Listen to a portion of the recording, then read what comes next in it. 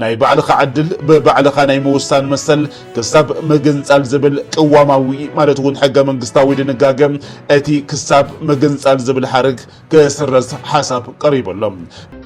ኮሚሽነር ብሌን ገብረመድህን ካብ ሓላፍነታ ከም ዝለቀቀት ተሓቢሩሎም አምባሳደር አሜሪካ ኣብ ኢትዮጵያ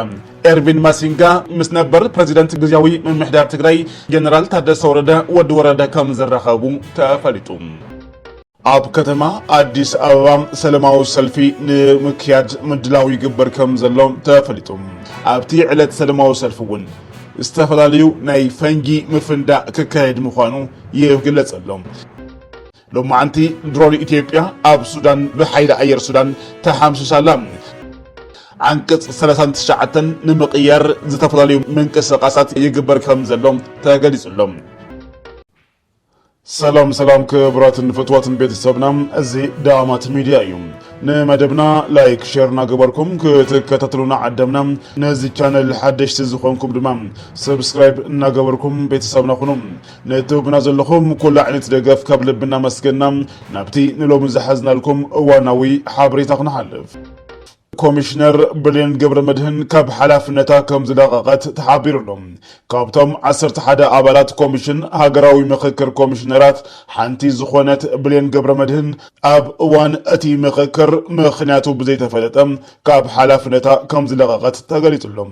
ንልዕሊ 4 ዓመታት ካብቶም 11 ኮሚሽነራት ሓንቲ ኮይና ዘገልገለት ብሌን ገብረመድህን ምቅርራብ ሃገራዊ ዋዕላ ምክክር ስዒቦም ምስ ዝተፈላለዩ መዳርግቲ ኣካላት ኣብ ዘካየዱ ዶዘተን ካልእ ቅድመ ምድላዋትን ከም ዘይተሳተፍ ኣፍሊጣላ ጠቅላላ እቶም ኮሚሽነራት ካብ 11 ናብ 8 ከም ዝወረዱ እዩ ተገሊጹ ዘሎ እቶም ሰለስተ ብፍቃዶም ካብ ሓላፍነቶም ከም ዝለቀቁ ድማ ተገሊጹሎም ኣብቲ ምክክር ኮሚሽን ዘሎ ሓደገኛ ዝኾነ ብፍላይ ድማ ንህዝቢ ናብ ሓደጋ ዘእቱ ዝተባሃለ ውሳነታት ንምውሳን ኣብ ናይ መወዳእታ ምዕራፍ ኣብ ዘለሉ እዋን እቶም ሓለፍቲ ብፍቃዶም ካብ ስልጣን እናግለሉ ከም ዝርከቡ ተገሊጹሎም ብፍላይ ድማ ኮሚሽነር ብሌን ድማ ትግራዊቲ ምስ ምዃና እዚኣ ኣይትእመንን እናበሉ ኣብቲ ውሽጢ እውን ይዛረቡ ከም ዝነበሩ ምስጢር እውን ከይትፈልጥ ብዝብል ንብርክት ዝበሉ ኣዋርሕ ካብቲ ሓላፍነታ ተገሊላ ከም ዝነበረትን ዝኾነ ይኹን ምስጢር ከይትፈልጥ ከም ዝተኣገደትን እውን ተገሊጹሎም በዚ መሰረት ድማ ካብቲ ሓላፍነታ ብፍቃዳ ንባዕላ ኣልዒላላ ናብ ዝቅጽል ሓበሬታ ክንሓልፍ ኣብ ከተማ አዲስ አበባ ሰላማዊ ሰልፊ ንምክያድ ምድላው ይግበር ከም ዘሎ ተፈሊጡ እቲ ንቀዳም ዕለት 11 ሐምለ 2018 ዓመተ ምህረት በተጋሩ ከካየድ ተሓሲቡ ዘሎ ሰላማዊ ሰልፊ ብፍላይ ድማ ኣብ ትግራይ ዘሎ መንግስቲ ንምቁዋም ምዃኑን ሕወሓት ፀረ ሰላም ይዝብል ዋና አጀንዳ ምዃኑን ተፈሊጡሎም እዚ ኮነ ተባሂሉ በብልጽግና ዝተዋደደ ሽርሕ ድማ ሕዚ ኣብ ትግራይ ኩናት ንምኽፋት ከም ዋና ፍልፍል ገይሩ ወይ ድማ ንዓለም ንምትላል ተሓሲቡ ዝተዳለወ ሰልፊ ምዃኑ እዩ ተገሊጹ ዘሎ ኣብዚ ግን ሓደ ዝበፅሐና ሓበሬታ ኣሎ ክብራትን ፍትዋትን ቤተሰብና ኣብቲ ዕለት ሰላማዊ ሰልፊ ብፍላይ ድማ እቲ በተጋሩ ክካየድ ተሓሲቡ ዘሎ ንሕወሓት ንሰራዊት ትግራይ ንመንግስቲ ትግራይ ዝኾንን ሰላማዊ ሰልፊ ብልጽግና ንባዕሉ ናይ ፕሮፓጋንዳ ወይ ድማ ናይ ገጽታ ግንባታ ብዝብል ዋና ትኩረት ሂቡ ዝሰርሕሉ ዘሎ ምዃኑ እዩ ተገሊጹ ዘሎ ኣብቲ ዕለት ሰላማዊ ሰልፊ እውን ዝተፈላለዩ ናይ ፈንጂ ምፍንዳእ ክካየድ ምዃኑ ይግለጸሎም እቲ ፈንጂ ድማ ብሕወሓት ወይ ድማ በተላእኽቲ ሕወሓት እዩ ተፈንዲኡ ተባሂሎም ኣብ አዲስ አበባ ዘለው ተጋሩውን ኣብ ትሕቲ ቀይዲ ንምውዓል ዝተሓሰበ ምዃኑን ከምኡ ድማ ኣብ ትግራይ ኩናት ንምክያድ ናይ ዓለም መንግስታት ፍቃድ ንምርካብ ዝተሓሰበ ምዃኑ ተገሊጹሎም ስለዚ ኣብ አዲስ አበባ ብፍላይ ድማ ኣብቲ ሰላማዊ ሰልፊ ንምስታፍ ተሓስቡ ዘለኹም ተጋሩ ካብ ተግባርኩም ክትቁጠቡ ኢና በዘጋጣሚ እዚ ጻውዒት ነቕርብ ስለዚ እቲ ዝተላእኸልና ሓበሬታ እውን እዚ ሰላማዊ ሰልፊ ሓደጋ ሒዙ ክመጽእ ስለ ዝኽእል ንተጋሩ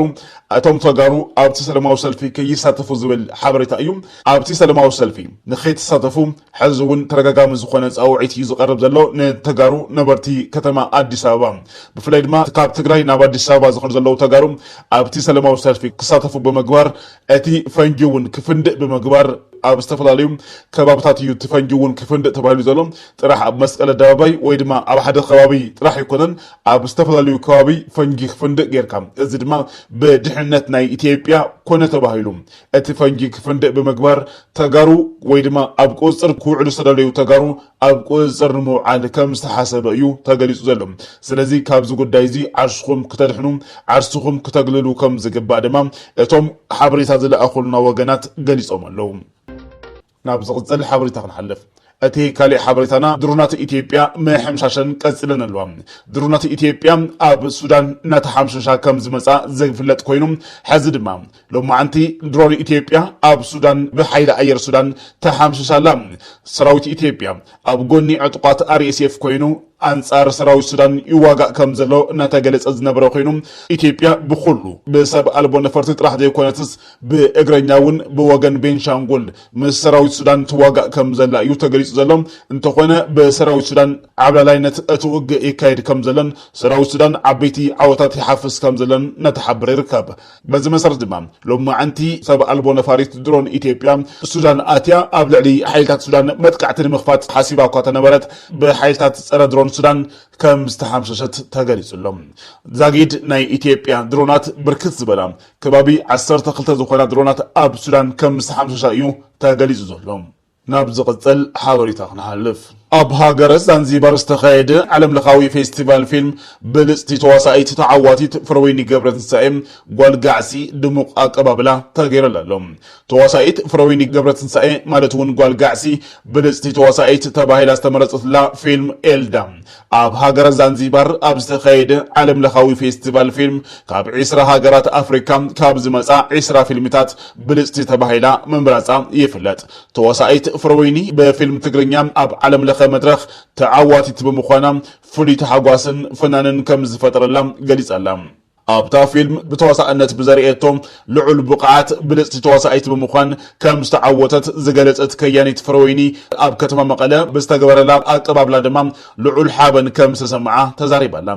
እቲ ሽልማት ንሰብ ሙያ ፊልም ይኹን ንጥበብ ትግርኛ ዓብዪ ኣበርክቶ ከም ዝህልዎ ብምግላጽ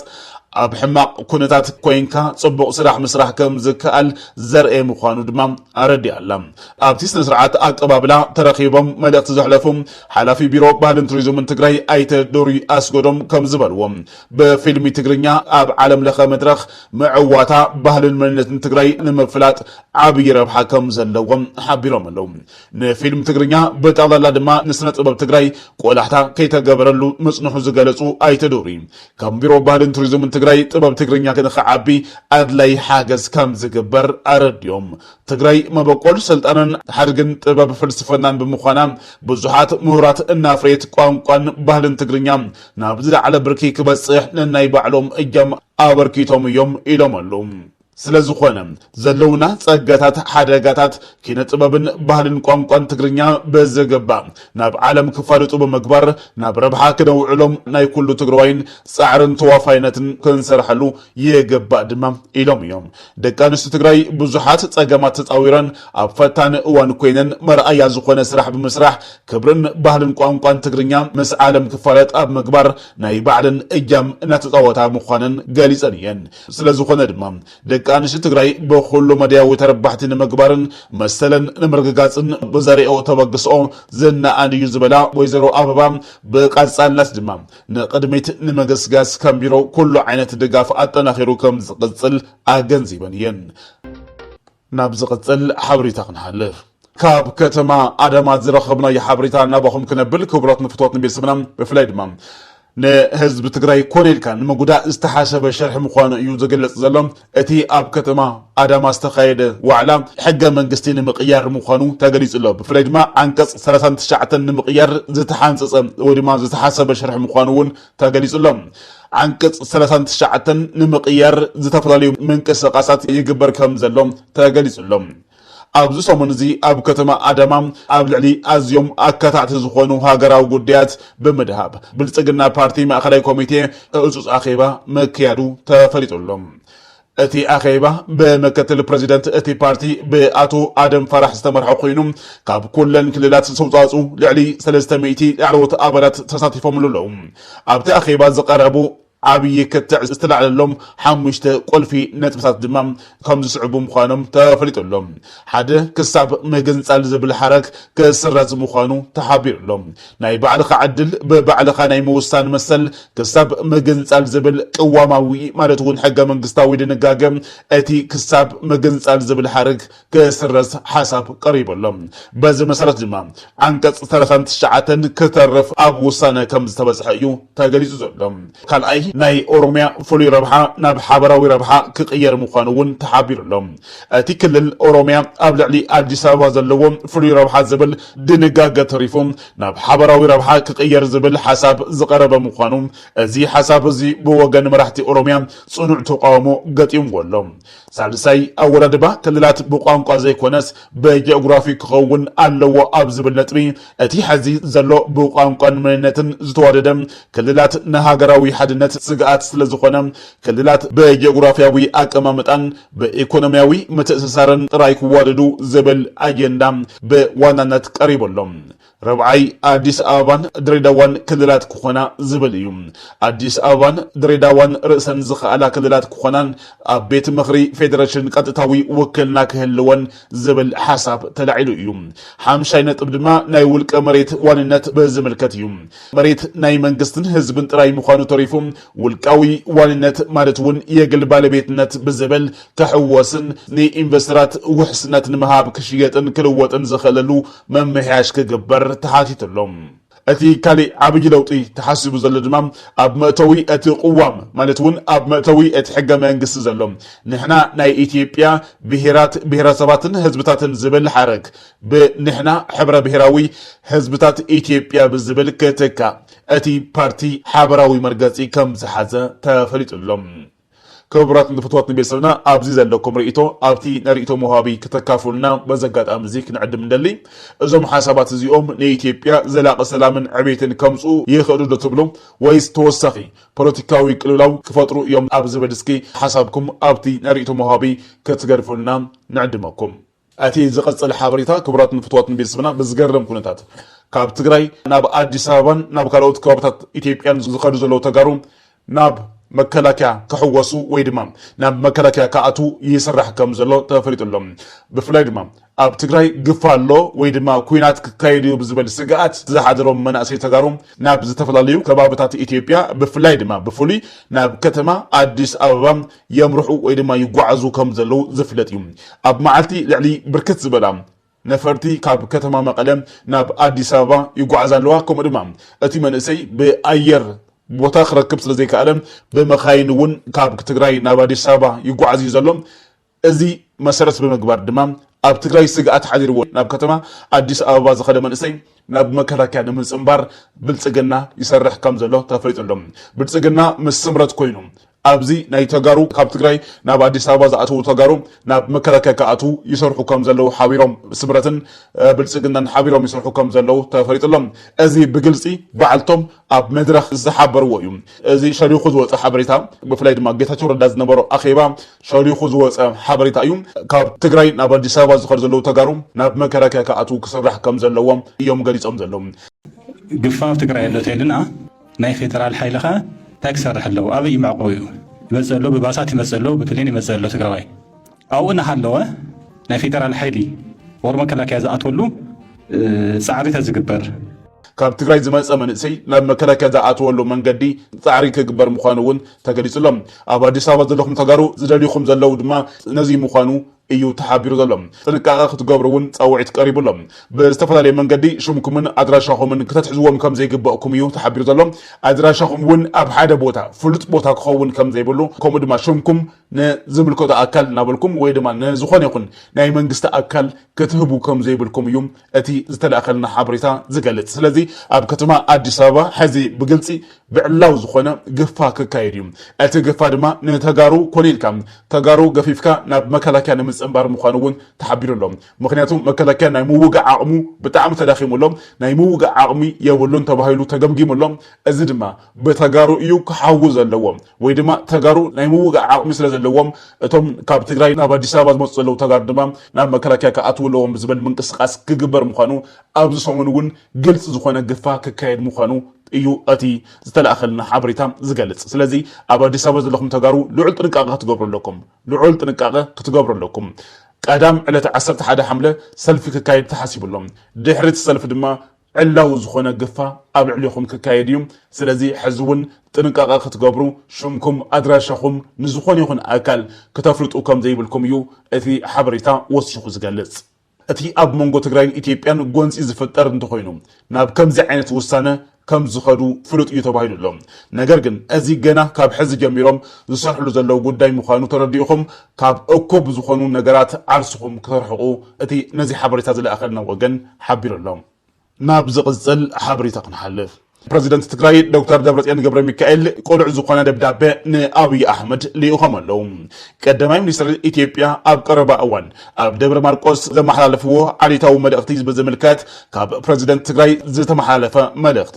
እቶም ኣብ መንጎ ህዝብታት ዘሎ ጎንፅን ዘይምትእምማንን ከም ቁልፊ መሳርሒ ፖለቲካ ተጠቒሞም ኣብ ስልጣን ክቕፅሉ ዝደልዩ ኣብ ዝሓለፉ ዓመታት ንህዝብታት ኣምሓራን ትግራይን ናብ ናይ ጎንፅን ዘይምስምዕማዕን ኩነታት ንምእታው ዝገበርዎ ጻዕሪ ወይ ድማ ዘይተቀየረ ጻዕሪ ከም ዘይገደፍዎም ሓቢሮም ኣለዉ ዶክተር ደብረጽዮን ገብረ ሚካኤል ብፍላይ ድማ ብልጽግና ኣብ መንጎ ትግራይን ኣምሓራን ዘላቂ ዝኾነ ጎንፂ ክህሉ እናሰርሐ ዝጸንሐ ኮይኑ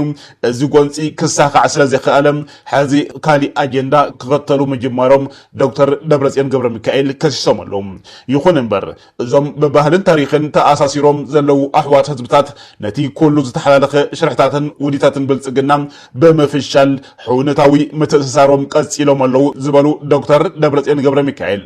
እዚ ምትእስሳርን ደገፍን ኣብ መስርሕ እናተጠናኸረ ከም ዝኸይድ ዘጠራጥር ኣይኮነን ክብሉ ድማ ወሲኾም ሓቢሮም ኣለዉ ፕሬዚደንት ትግራይ ዶክተር ደብረጽዮን ገብረ ሚካኤል እቶም ነዞም ህዝብታት ኣብ ንሕዶም ጎንፂ ክፍጠር ብምግባር ንግስነቶም ከነውሑ ዝደልዩ ስርዓት ብልጽግና ወይ ብፍላይ ድማ ቀዳማይ ሚኒስትር ኢትዮጵያ አብይ አሕመድ ነቶም ንመሪሕነት ናይቶም ዓብይ ውግእ ዝገበሩን ክብርን ህላውን ህዝቦምን ሃገሮምን ዓቂቦም ዝነበሩ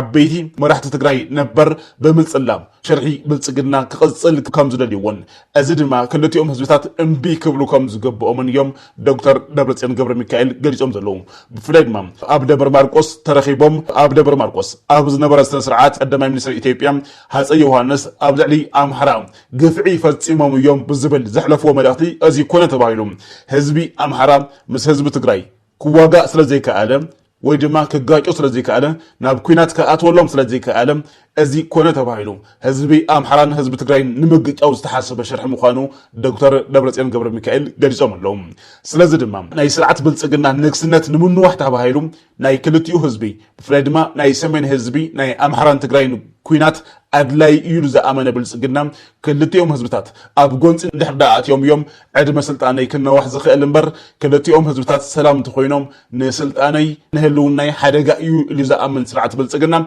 ازيهم كلتيهم هزبتات نبحوي ويدمام ناب تخصي كأتو نمقبار يسرح كم زلهم دكتور دبرتيان جبر ميكائيل وصيهم قريتهم لهم انتخونا كلتيهم هزبتات أحوات بمخانهم ناب جونس زاتو لمن قدي دما يلن إلهم اللهم أتى يوحنس نهزبومن نعدومن تاريخ زصرحهم هزبومن عدومن كابوررتي زحلو كوينهم تبقعهم ازي كونه تباهيلو زي اللي فترة ويدما حاشوت نانزحخام هزب تقراين هزب محران ناب جونس خاطو زسرح زلهم مخانون قليصهم اللهم حزقن اتقول حاشوتن مثلال انت آليو حقنيا مننتهم دما بنصر تقاهيدو كم زلو قليصهم اللهم دكتور دبرتيان جبر ميكائيل بفلاي دمام حقنيا مننت أبي أحمد قليصو خوين اللو خبرو قليصهم اللهم سلازي دمام شو نجزع رأسخا كم زبهال دحر داقيم نتلالكن ندناغركن مقصال كم زي كأل بمجنزاب اتهم قدام ميستر إثيوبيا ناب سلاماون حقاون زخونا زرب كموصو دكتور دبرتيان جبر ميكائيل اتحاسبهم اللهم سلازي دمام دكتور دبرتيان جبر ميكائيل بتعمي قتين زخونا تزاز بزمسل ملكو يوم نقدم مينستر إثيوبيا ام محلاليفهم زلهم ازي شو نبعلخا كتبل ويدما نجزا رأسخا كتبل طعام كم زبهال أتي نجزء رأسهم كبلهم بلصقنا ويدما قدام مينستر إثيوبيا ون نجزء رأسه نهلون نقولهم حزون ناب زرب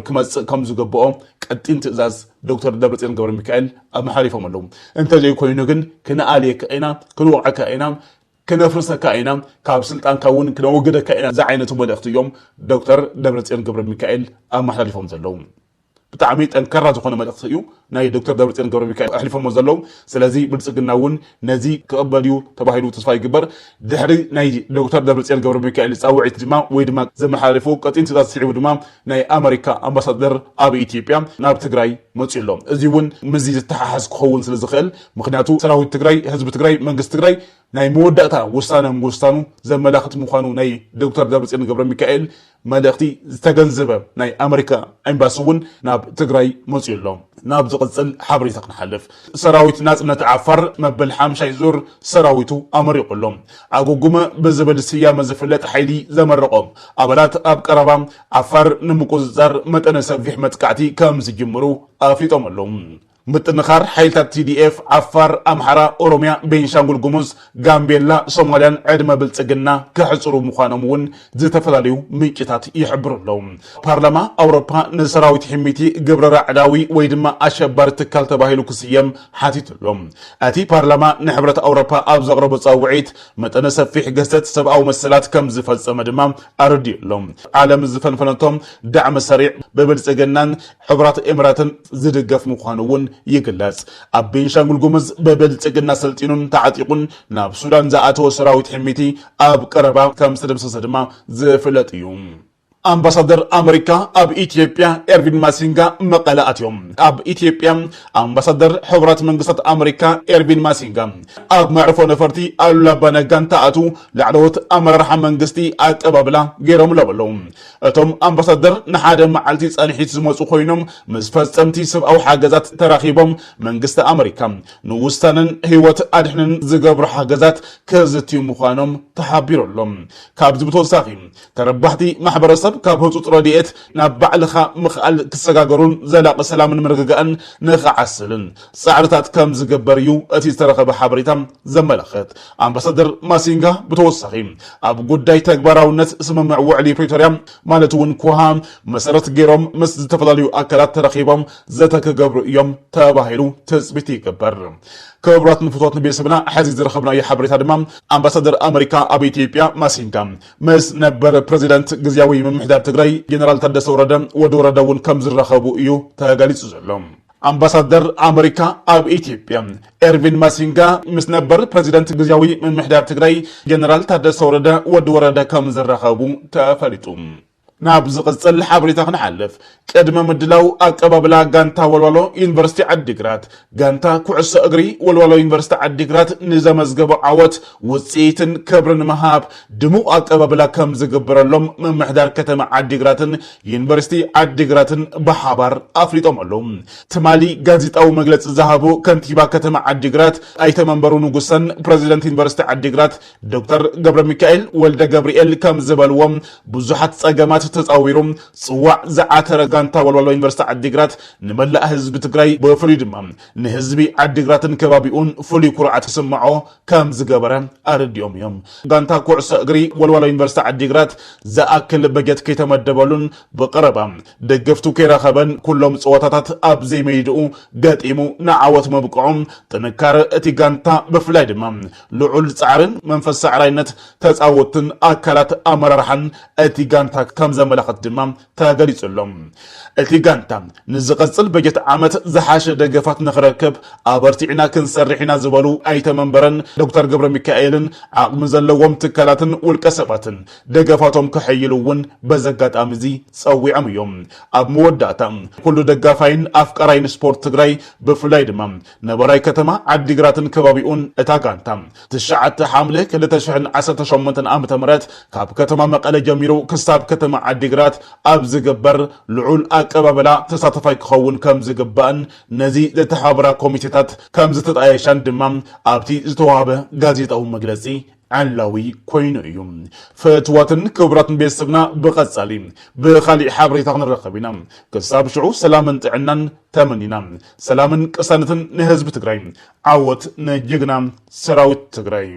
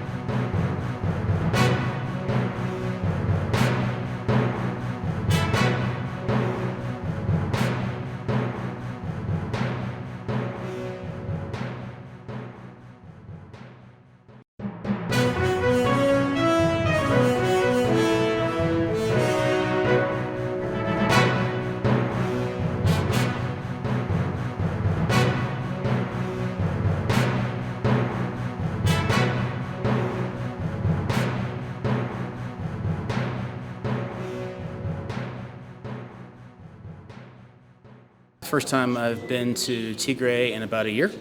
Glad to come back. I think it's high time to engage and to help the international community, led by the African Union, to help things move forward in this part of the country.